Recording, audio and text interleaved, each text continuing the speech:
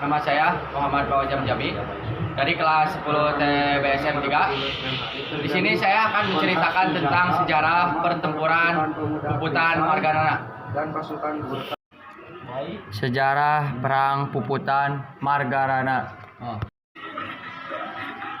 Puputan Margarana adalah sebuah peristiwa sejarah perjuangan rakyat Indonesia dalam mempertahankan kemerdekaan yang terjadi di Desa Marga, Kecamatan Margarana, Tabanan, Bali. Perang Puputan Margarana terjadi pada tanggal 20 November 1940 genep antara pasukan Indonesia melawan Belanda.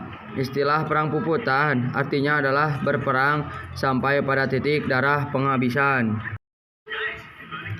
Dalam ajaran agama Hindu, kata puputan sendiri mengandung makna moral karena kematian seorang prajurit dalam kondisi berperang adalah sebuah kehormatan bagi keluarganya.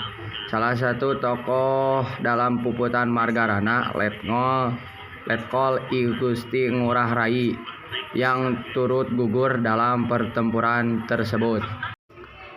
Penyebab pertempuran. Perang Puputan Margarana di Bali disebabkan oleh hasil perjanjian Ling. Dalam perjanjian Linggarjati, salah satu isinya menyebutkan bahwa pengakuan Belanda secara de facto atas eksistensi negara Republik Indonesia hanya meliputi Sumatera, Jawa, dan Madura. Garjati antara Belanda dan Indonesia. Dalam perjanjian Linggarjati, salah satu isinya menyebutkan bahwa pengakuan Belanda secara de facto atas eksistensi negara Republik Indonesia Raya meliputi Sumatera, Jawa, dan Madura. Setelah perjanjian Linggarjati disepakati, maka pasukan Belanda harus meninggalkan daerah de facto itu paling lambat 1 Januari 1940 genap. Itu artinya perjanjian Linggarjati tidak memasukkan Bali sebagai bagian dari Republik Indonesia, yang membuat rakyat Bali kecewa dan kemudian memicu perlawanan.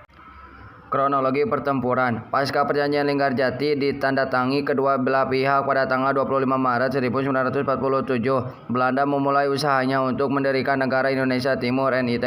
I Gusti Ngurah Rai kemudian berpangkat ke Yogyakarta, yang kemudian menunjukkan sebagai komandan resimen Sunda Kecil, dan pangkat Letnan Kolonel Letkol I Gusti Ngurah Rai yang berpangkat ke Yogyakarta untuk melakukan konstitusi, dan dengan markas besar TRI menolak untuk bekerja sama membentuk NIT.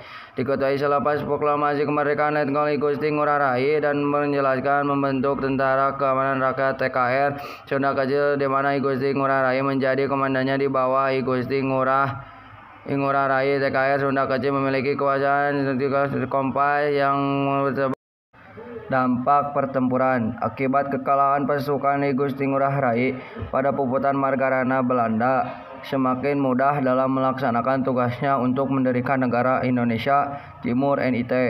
Dalam peristiwa heroik itu, I Gusti Ngurah Rai dan 69 anggota pasukannya gugur akibat serangan tentara Belanda. Sedangkan di kubu lawan sekitar 400 orang tewas dalam berperangan untuk itu. Namun rakyat tidak berhenti berjuang karena usaha Belanda kembali gagal setelah Indonesia kembali menjadi negara kesatuan pada 1950. Dampak pertempuran. Hari ini karena pada 8 Maret 1950 pemerintah RIS dengan persetujuan DPR dan Senat RIS mengeluarkan Undang-Undang Darurat No. 11 Tahun 1950 tentang tata cara perubahan susunan kenegaraan RIS.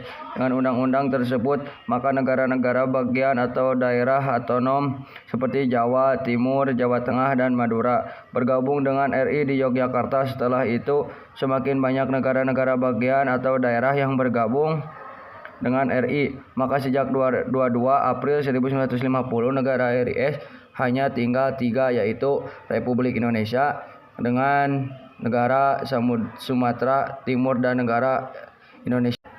Dampak pertempuran. Semenjak itu, setiap tanggal 20 November masyarakat Bali akan memperingati Hari Puputan Margarana dan mengenang jasa-jasa pahlawan yang telah gugur membela bangsa dan negaranya. Tokoh-tokoh. 1. I Gusti Ngurah Rai. 2. I Gusti Ketut Jelantik. 3. I Gusti Ketut Putja. 4. Untung Surapati. 5. I Gusti Ngurah Made Agung. Terima kasih, sekian cerita sejarah tentang pertempuran Puputan Margarani. Terima kasih, cerita dari saya sekian. Mohon maaf bila ada kesalahan. Assalamualaikum warahmatullahi wabarakatuh.